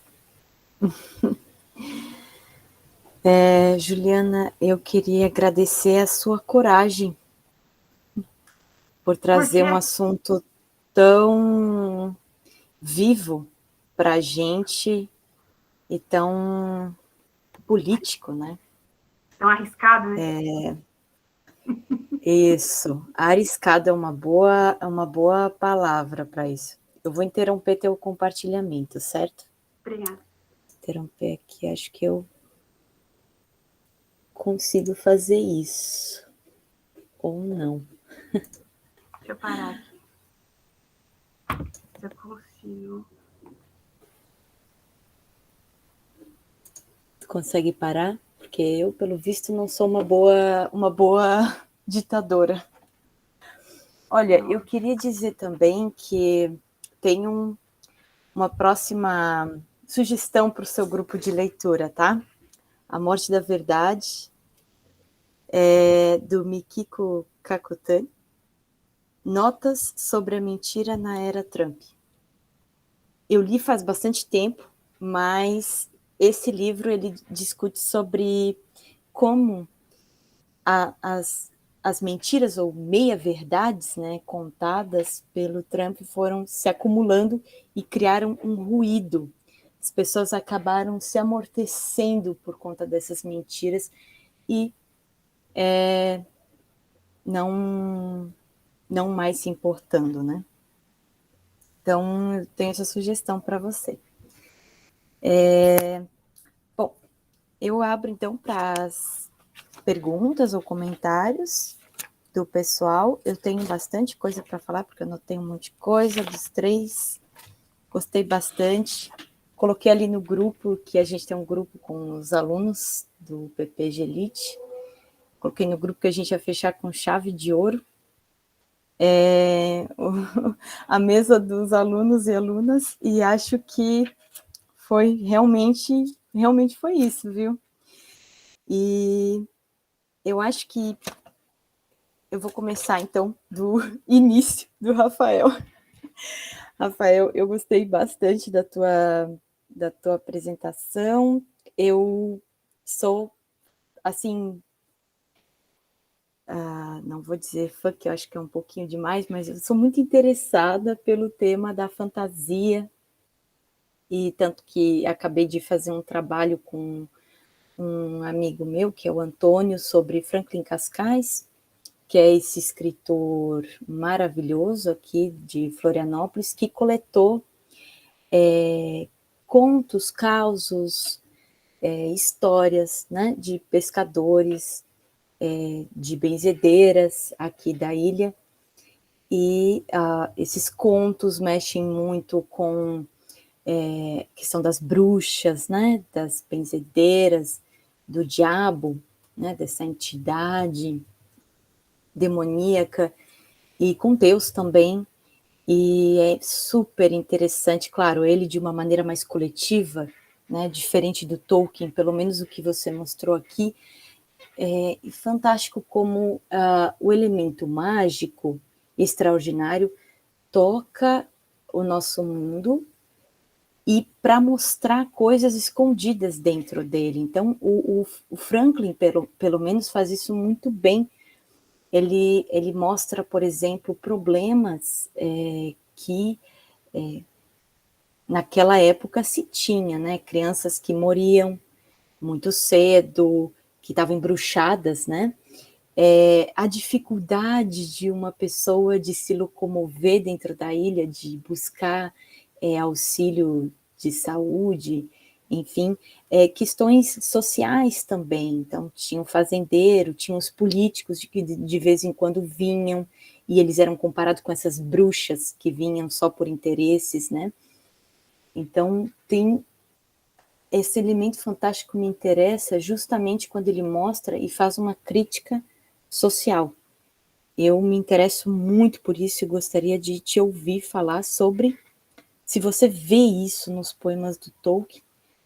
E queria também dizer que me lembrei, durante a sua apresentação, do Tempestade, do Shakespeare, né? Desse controle do colonial sobre o mágico, sobre as entidades mágicas que no Shakespeare, pelo menos na Tempestade, eles são escravos, né?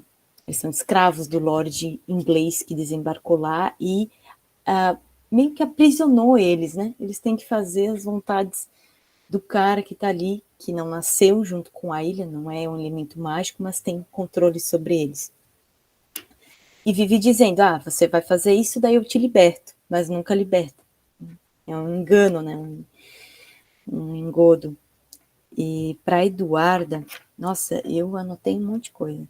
Eduarda, eu queria primeiro te contar uma história um pouco triste aqui em Florianópolis. Um colega meu foi processado, foi assim,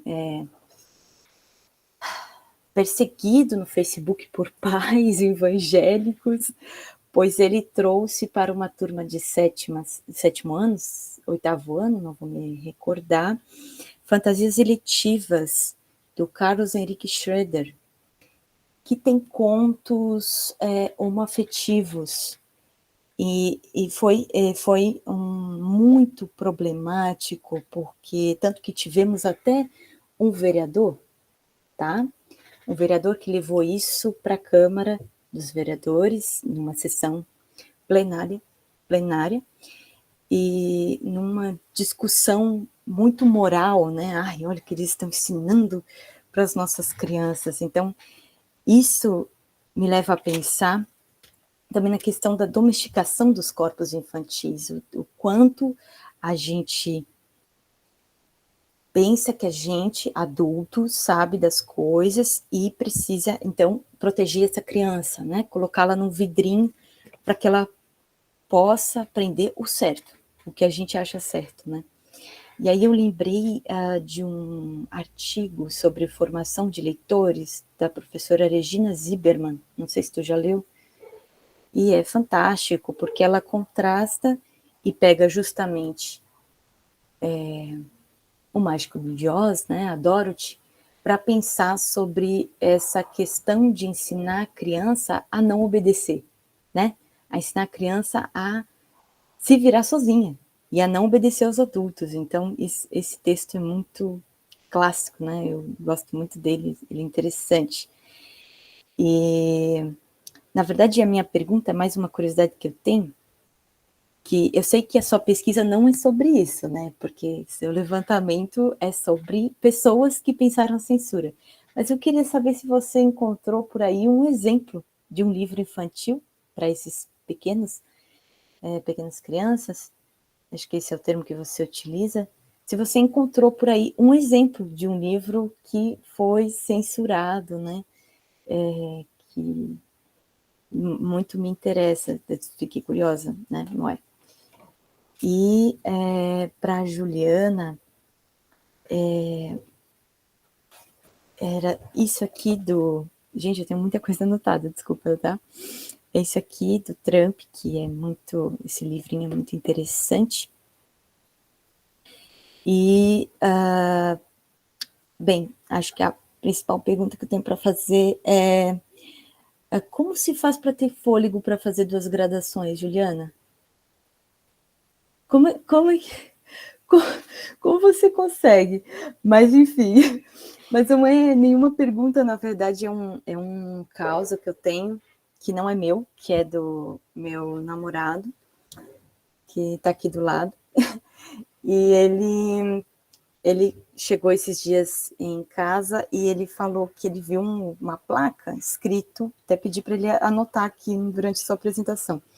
Ele disse que viu escrito numa placa: o presidente que faz o maior programa social do mundo, com a cara do Bolsonaro. Porque ele, né, ele não destruiu o Bolsa Família, ele adaptou o Bolsa Família e deu um novo nome. Isso é uma mentira? Não é uma mentira, é uma meia-verdade. Ele é o presidente que faz o maior programa social do mundo, o Auxílio Brasil, mas para ele fazer isso, ele teve que destruir algo, né? Ele teve que modificar, ele teve que mudar a linguagem, né? Então, e quando você falou que perpassa a linguagem, eu lembrei disso. Eu lembrei, tá aí, esse exemplo, para mim, foi o que mais pegou, né? Mas eu já falei demais, né? Né, Junior? Já falei demais, né?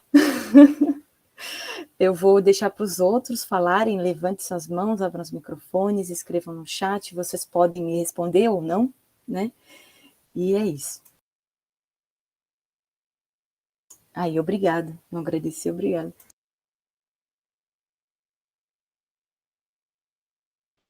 Posso responder primeiro?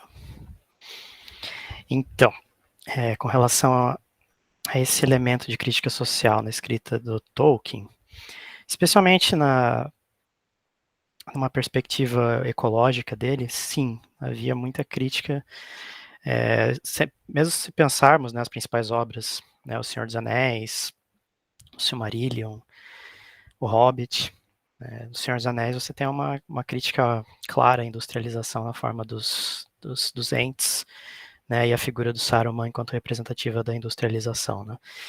E o Tolkien mencionou diversas vezes nas cartas que a gente tem acesso, né, e entrevistas e assim por diante, sobre a sensação de perda que ele tinha da paisagem natural inglesa no período dele, né. A gente tem que imaginar que ele estava escrevendo ali entre os anos 30 e os anos 60 no máximo, né?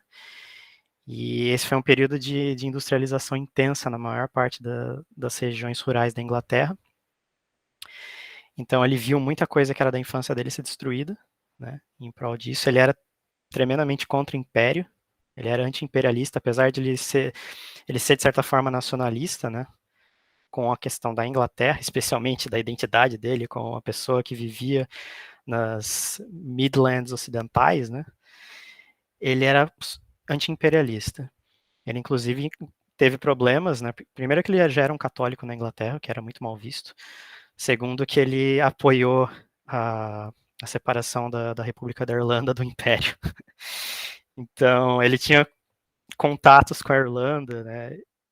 E é bem interessante observar que no momento que ele é mais criticado a respeito disso, os momentos mais de tensão, né? Logo após a independência da Irlanda, né? Ele escreve cartas que ele é contra coisas celtas. Né? Daí passa 10 anos, daí ele começa a falar bem de volta. Né? Porque daí já amainou um pouco. Mas ele tinha diversas formas de crítica que ele fazia, né? Até na forma das culturas que tinham na Terra-média. Na poesia dele é mais óbvio, né, eu diria, especialmente essa sensação de perda. E ele não gostava desse poema que eu li. Ele considerou o poema mais fraco dessa obra. Por que? Ninguém sabe, mas, né, muitas pessoas dizem que é porque revela muito dele nesse poema. e ele não gostou disso, né? Ele colocou lá porque encaixava dentro da ideia que ele queria trazer, mas ele reclamou. E muitos outros autores, né, amigos dele, o Walden, por exemplo, consideravam a melhor obra dele, o melhor poema. Mas ele não gostava muito, e seria porque revela muito a respeito dele. Mas ele faz muito, né, esse tipo de crítica, e ele usa elementos culturais medievais para transpor para questões atuais. Esse é o modus operandi dele, eu diria. Não sei se eu respondi bem a pergunta, mas seria mais ou menos isso.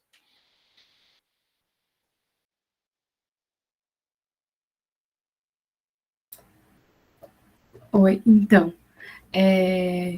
comentando ali um pouco o que tu falou, né, desse professor que, enfim, foi censurado, né, isso é bastante comum, né, a gente está vendo cada vez mais casos, inclusive dos eventos que chamou a nossa atenção antes enfim, desse projeto de pesquisa foi a censura na Bienal do Livro, né, em 2019 foi, enfim, todos esses casos de professores sendo censurados, né? Teve um caso recente em Chapecó. Chapecó? Não foi Chapecó. Que teve um professor que passou crioulo na aula. Foi? E, enfim, tudo vira muita polêmica, né? Assim, nesse sentido. Eu não consigo pensar uma polêmica que teve assim desse tamanho com um livro produzido para pequena infância, ou com um caso na pequena infância. A minha orientadora está aqui, ela trabalha com isso há muito tempo, então talvez ela saiba. Mas, parando para pensar, livros assim que não são óbvios de ser censurado, ao meu ver, eles são quando eu vejo que eles não estão acessíveis numa biblioteca, num espaço de educação infantil, né? Por exemplo, a Carol, que é minha orientadora, ela trabalha com Alice no País das Maravilhas para os pequenos, bem pequenos, né? Um dos exemplos de histórias, né? E em inúmeras instituições que eu conheço, esse livro não está disponível para crianças de 0 a 6 anos, né? Por quê? Porque, tipo, Alice é polêmica, qual que é? Então, e livros que são, teoricamente, né, vistos como livros infantis, né? Então, não são essas polêmicas assim tão grandes, mas muita coisa que às vezes a gente nem enxerga não, é impedida de ser passada para a pequena infância, assim, né? Às vezes eu fico pensando como levar outros livros que não sejam para um espaço assim como o NDI, né? Que é onde a Carol atua, é quase impossível, assim, como é que isso vai ser visto? Desde livros assim, mais clássicos como Alice, até outros que poderiam ser mais polêmicos ainda, né? Qual que vai ser a recepção dos outros professores, dos pais enfim, de todo mundo, assim. Então, são inúmeros livros que acabam sendo censurados à pequena infância. Carol, se quiser falar alguma coisa. Então, vou aproveitar, vou pedir licença. Boa noite a todos. Desculpa, eu cheguei no finalzinho, porque estava em outra reunião, da qual não podia também me ausentar, mas tenho certeza que a Duda aí apresentou a pesquisa que está em andamento ainda, enfim, mas com bastante propriedade. Então, eu por também estar numa outra ponta, né, que é não só de fazer pesquisa sobre isso, mas atuar com crianças bem pequenas, vejo isso com frequência, assim, inclusive nas formações de professores, né, porque começa justamente, a primeira questão é essa classificação etária, né, que as editoras concebem, indicando o que pode ou não para determinadas crianças e desconsiderando a experiência e a leitura delas. Acho que esse é o primeiro problema, assim, que a gente enfrenta quando quer, por exemplo, oferecer obras como Alice no País das Maravilhas, como A Odisseia, né, em Dom 2019, Dom Quixote, enfim, tantos outros que a gente vive aí. Ou, mais recentemente, né, na semana passada, foi apresentar a história do Barba Azul, assim, gerou uma certa polêmica com uma família. Mas, enfim, pode-se compreender por quê, né, uma história que tem ali traços que as pessoas entendem que não são questões, né, adequadas, assim, à pequena infância. Então, acho que, na verdade, é um problema que não é novo, né, a maioria dos contos clássicos sofreram uma certa censura quando se começou a pensar no registro escrito deles, né, quando eles saem da tradição oral e passam a ser registrados em livros, enfim, eles sofrem ali muitos cortes moralistas, enfim, e isso é piorado infinitamente nesse governo, porque ele substitui um programa super interessante, que era o Programa Nacional de Biblioteca na Escola, pelo programa Conta para Mim, que é uma coisa terrível, assim, e ali as censuras são em diversos aspectos, assim, no formato dos livros, que são todos uniformes, né? Todos têm o mesmo tamanho, mesma diagramação, enfim, empobrece as histórias. Esses contos, então, clássicos são totalmente desvirtuados, empobrecidos. Olha, não sobra nada, não sobra texto, não sobra ilustração, não sobra nada que preste. E isso é o que está chegando e vai chegar, né, nos próximos tempos aí nas instituições.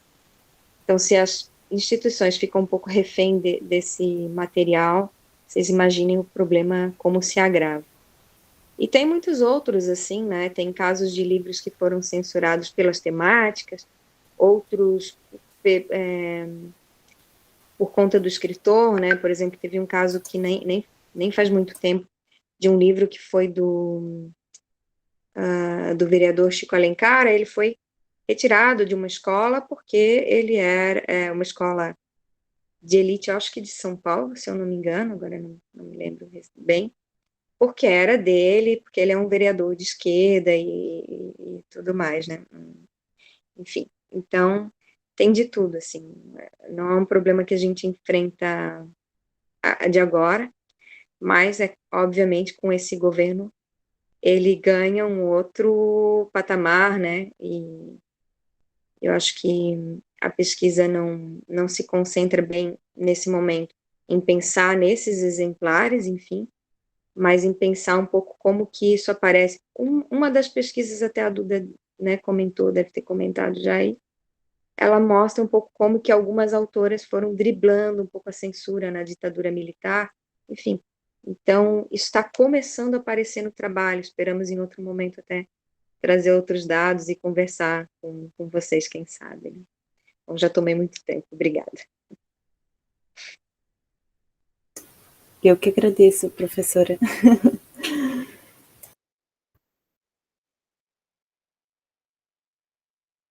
Oi? Posso para responder, né? Então, sobre os dois cursos, eu não curso os dois concomitantemente. Eu tenho 40 anos, eu sou graduada em letras. Eu lembro do Arlindo, do meu tempo da letras. Então, eu sou graduada em letras, eu sou professora há mais de 15 anos de sala de aula, professora de literatura, redação e gramática. E eu entrei em Direito na UFSC porque eu era professora de redação e eu fui fazer o vestibular para planejar uma prova de redação. Então, eu pensei assim, nossa, eu dou aula de redação há tanto tempo e eu nunca mais fiz redação, vou lá fazer. E eu dava aula no IFSC, e aí eu pegava com os meus alunos de engenharia elétrica, da sanitária, me chamava assim, vem cá, pegava uma aulinha de física ou outra para não zerar e ter a redação corrigida. E nessa treta, nesse rolo, eu acabei passando na primeira chamada de direito e eu não ia ficar em casa, porque eu tinha que assumir a vaga já em janeiro. E aí eu saí do IFSC, assumi a vaga em direito, vou fazer um semestre, e eu tô lá no 8º já, daqui a pouco eu me formo. E sou estagiária com 40 anos também, de direito já. Então, tô lá no meio do pessoal novinho lá, de estagiária, o pessoal que fica achando que eu sou doutora, procuradora, sei lá o que, né? Eu sou estudante. E a questão da linguagem, né? E que é exatamente isso. A questão do trabalho é essa, não é um apontamento de política, etc. Mas como um mecanismo mesmo de discurso político, e eu vejo isso mais à frente, tá? E bem emblemática para mim, digo para vocês, é a morte dessa personagem aí do Coronel Siqueira, né? Que era uma personagem que fazia paródias da direita, da extrema-direita, e ela morreu. E tá uma disputa para ver quem é que morreu e quem que não é. E foi noticiado, e a galera, né, tá meio perdida. E aí eu uso uma citação até do Chomsky nesse sentido, né, que é necessário manter o rebanho, na citação do meu trabalho aqui, é necessário manter o rebanho assustado, amedrontado com seus próprios demônios internos, para que não construa um pensamento livre, pois ele pode começar a pensar, e o que é muito perigoso, porque ele não está preparado para pensar. Portanto, é importante distraí-lo e marginalizá-lo. Então, nós estamos, eu digo muito isso desde o princípio, que nós estamos num relacionamento abusivo faz muito tempo. Isso tem a ver com direito. Então, um relacionamento de tapa e acaricia. Tapa e acaricia. Vem uma notícia, vem outra. Nós estamos no basbaque, isso tem a ver com teoria da modernidade também, há muito tempo. E a gente passou 4 anos vai passar 4 anos no controle, fora a pandemia, em estado de choque. E a gente entrou nessa onda por um estado de choque político, porque assim, quando eu vi o Vem Pra Rua, 20 centavos, eu até ia. Aí teve um dia que trancaram a ponte, eu vi todo mundo sem bandeira, pensei assim, opa, daí vai sair alguém que controle, porque quando o rebanho está perdido, qualquer um toma o controle. E é por isso que eu já prevejo um futuro político nesse sentido, porque não é só uma questão de extrema direita, né? Tá aí a história da noivinha do Aristides, que foi uma fake news, não foi xingado desse jeito, e foi noticiado, e assim como outras. Então vai ser uma guerra de histórias. E abro também um outro precedente nesse sentido de direito, que eu vejo muita gente discutindo, já está lá no STF, a linguagem neutra. Então, olha só, tem casos que estão no direito parado. A linguagem neutra já está indo para o STF. Por que controle da linguagem? Nova língua. Por que controlar isso? Porque isso será palco para muita gente que vai se eleger. Então, enquanto alguém formado em letras, várias gente discute, vamos falar isso, que não sei o que é linguagem neutra. Assim, cara, eu não vou dar ouro para bandido. Tem gente que não tem nenhuma pauta política, não tem assunto político, mas tem a linguagem neutra para atacar, para criar decreto, para ir atrás. E muita gente vai estar lá. Estamos em estado de choque, com os nossos monstros internos, os dois lados. O duplo pensar, não sei se eu estou falando demais, tá? Ele convence porque ele te dá 2 verdades, né? Ele, como o teu exemplo, né? Que ele foi lá e modificou o nome e ele não criou o grande pacote. Bolsa Família é o grande pacote. Isso não é falso. Falso é criou. Mas também não é falso que criou com um novo nome. Viu o ruído que é criado? Então, é isso que eu vejo politicamente. Realmente sou corajosa, porque isso aqui vai ser gravado, né?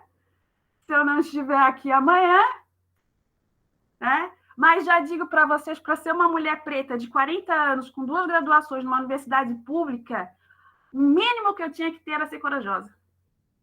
Obrigada.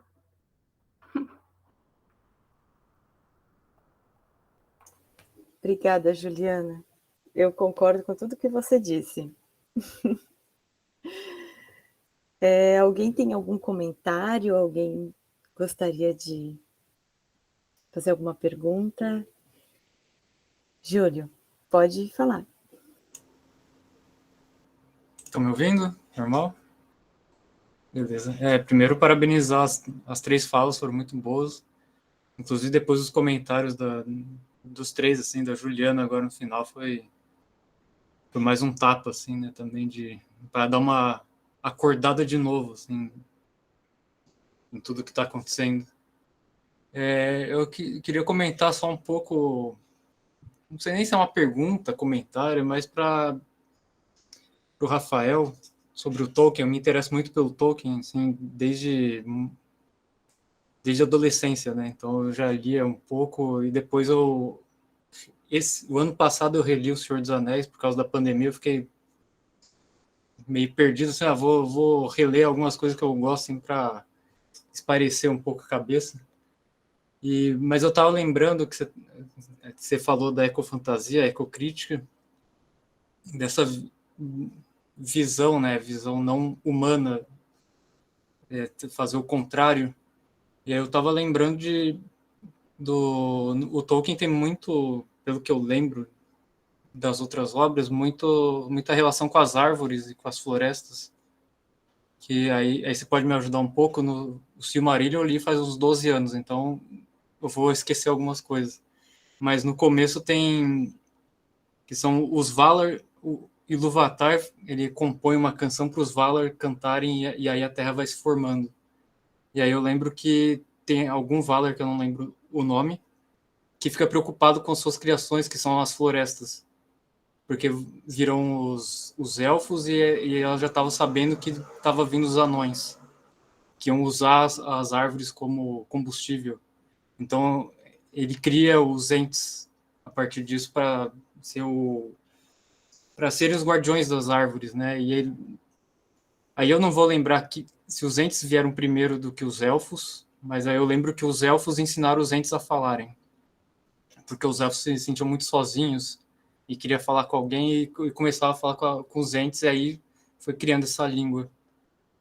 E aí outra relação são as duas árvores de Valinor, né? Que são muito importantes.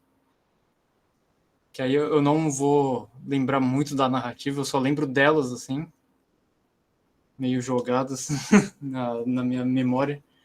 E a árvore branca de Gondor, e também que no Senhor dos Anéis, inclusive, ela tá morrendo, né? Porque, enfim, ninguém mais está cuidando dela, mas aí depois... Aí eu já não lembro direito onde ela ficava, né? Porque aí eu confundo um pouco com o filme, que no filme mostra um lugar. E o filme eu assisti mais vezes do que eu li o livro, então às vezes eu acabo confundindo. E que depois da guerra ela volta a florescer, né? E além disso, no final, quando eles estão voltando, os hobbits, a Galadriel dá sementes das árvores de Lothlórien com terra. E aí quando eles voltam para o condado, o Saruman tá lá, né? Então tá meio que criando uma nova indústria ali, eles conseguem expulsá-los. E depois o Sam começa a reflorestar o condado com essas sementes e com essa terra, assim. Então, não sei se você queria comentar alguma coisa dessa visão das árvores mesmo, não dos outros seres, mas não dos outros seres humanoides, vamos dizer assim, mas das árvores. Então, eu acho que, em termos de ecocrítica para o Tolkien, são dois aspectos principais, né? As árvores e as ilhas. Esses são os dois focos dele. A Vala que criou é a Yavanna, né? Ela que criou as florestas, toda a parte vegetal. E ela comenta isso com o próprio marido dela, né? Que é ele que cria os anões, que vão destruir as árvores. Mas os entes vieram depois dos elfos. Os elfos despertaram os entes, né? Ensinaram eles a falar, mas a língua dos entes é própria. Eu acho que aí tem um aspecto interessante na língua deles, porque ele criou várias línguas, né? Como você bem sabe. A dos entes ele não chegou a desenvolver a fundo, mas você tem alguns trechos ali no Senhor dos Anéis que você pode ter uma ideia. E ela reproduz um som que no futuro a gente iria descobrir, né? Na época do Tolkien não se sabia, mas que é o som que a gente conseguiu já gravar que as plantas fazem, as árvores fazem dentro de uma floresta. Ele conseguiu reproduzir isso na fala. A lerdeza, que eles falam assim e demoram muito tempo para dizer qualquer coisa.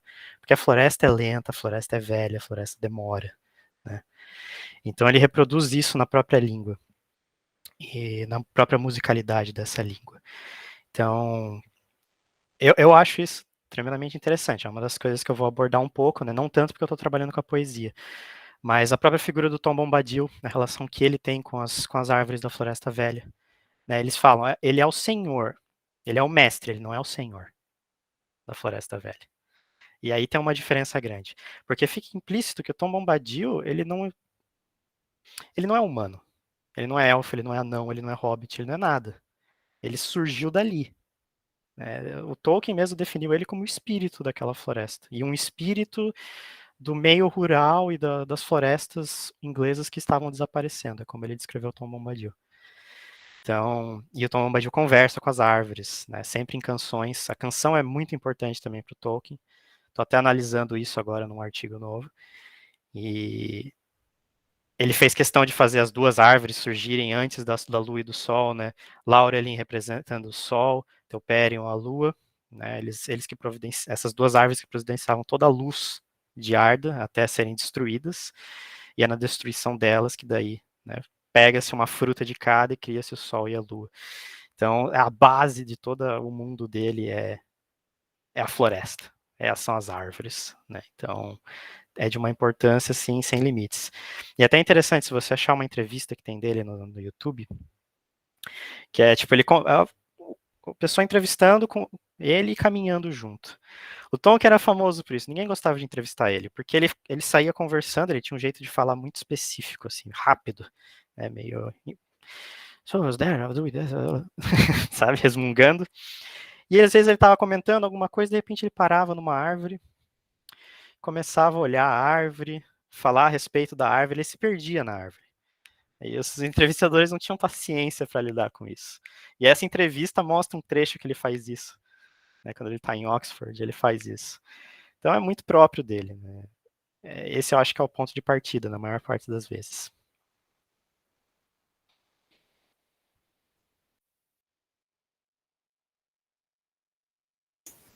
E aí, Júlio? Quer comentar mais alguma coisa?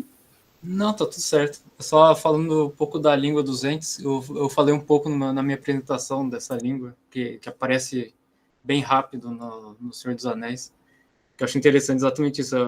Eu não abordei a sonoridade, mas falei dessa língua que demora muito para se falar, é uma narrativa, né, na verdade. O nome conta a história de um ser ou de um lugar, ele não fala, isso aqui é uma árvore, ou esse é um hobbit. Não, ele vai falando tudo, assim, tipo... Pro Hobbit seria pequeno, anda descalço, vai falando várias características que narram o percurso do ser na Terra. Então, e a floresta é essa coisa que cresce lenta. Então, perpassa toda essa história. E como os entes são a segunda criatura mais antiga da Terra-média, eles têm toda essa narrativa completa, né, praticamente, do que acontece na Terra. Acho que é mais isso. Até puxar rapidinho, bem rápido, porque eu sei que já passou do horário, mas o próprio nome Ent é um caso de medievalismo do Tolkien, né? Ele pegou isso da poesia em inglês antigo, que aparece, não lembro em qual poema agora, mas o narrador desse poema, sim, o The Wanderer. O narrador desse poema, ele tá andando por ruínas romanas, e ele comenta Eotenas Yework, the work of the Ents. É uma palavra que significava gigante, mas até hoje não se sabe a etimologia dela, porque ela não aparece em nenhuma outra língua aparentada, só existe no inglês. E não se sabe a diferença disso para outros termos que eles tinham para gigante. E daí o Tolkien, como não se sabe a etimologia, ele inventou a etimologia. Né? Que é o que ele muitas vezes ele fazia. Ele pegava uma palavra que a gente não tem quase nada a respeito e ele cria uma história ao redor dessa palavra. Né? Então ele fez a mesma coisa. Então vamos fazê-los os pastores das árvores. Por isso que eles são diferentes de gigantes e de outras coisas. Então é uma ideia bem interessante também.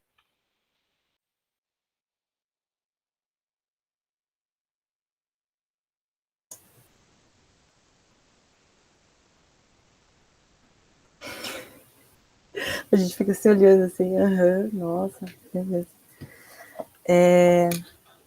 Então tá, minha gente, como o Rafa colocou, a gente já passou do nosso tempo aí, uns 25 minutos. Eu queria agradecer a vocês que ficaram até o fim, e agradecer as apresentações, porque eu gostei muito.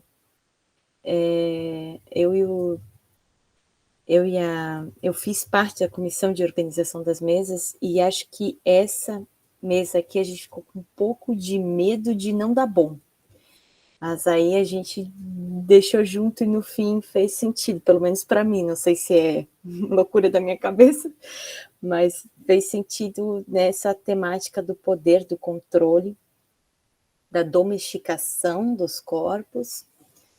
E eu gostei bastante, assim, perspectivas diferentes, mas no fundo falam de algo parecido. E, enfim, queria agradecer e já chamar para a mesa de amanhã, que é o encerramento, né? Com o professor Capella. Vamos lançar daqui a pouco no Instagram a fala dele, o resumo. E espero ver vocês todos lá.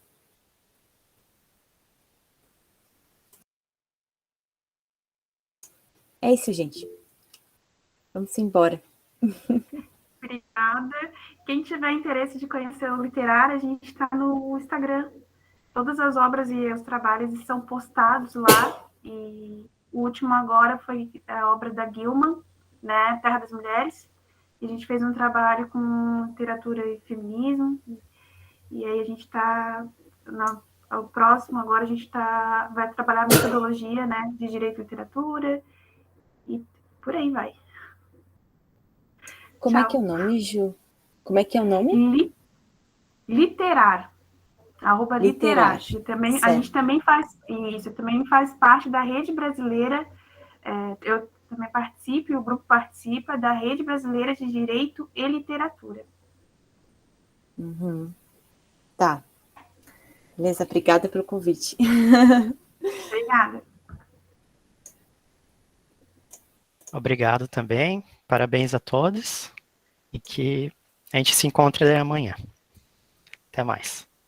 Tchau, gente. Obrigada. Tchau, pessoal.